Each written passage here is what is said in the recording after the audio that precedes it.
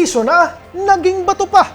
Iniutos ni Pangulong Ferdinand Bongbong Marcos Jr. sa Department of Transportation na pansamantalang suspendihin ang taas pasahe sa PUVs na nakatakda sanang ipatupad bukas, March 19.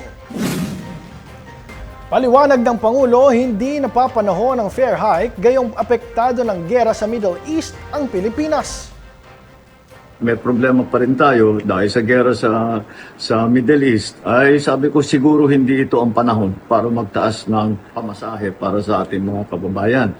Kaya tinutos ko sa DOTR na suspindihin muna ang fare hike at i-defer muna natin yan, i-postpone muna natin yan dahil nasa gitna ngayon tayo nitong sitwasyon na ito na kailangan patuloy ang ating pag-alalay sa ating mga commuter, sa lahat ng mga ating manggagawa, mga estudyante, lahat ng gumagamit ng ating transport system. Binigyang diin din ng Pangulo na walang dapat ikabahala ang mga transport worker at mga commuter dahil magpapatuloy ang gobyerno sa pagsuporta sa mga ito.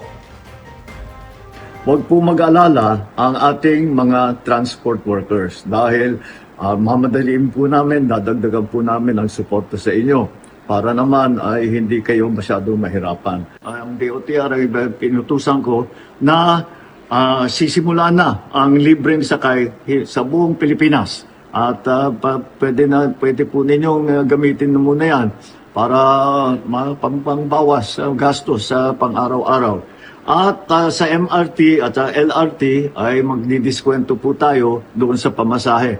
Bukod pa doon, sa mga toll road ay meron din tayong inutos na diskwento para mas maliit na ngayon ang bayad ng taong bayan sa paggamit ng mga toll road.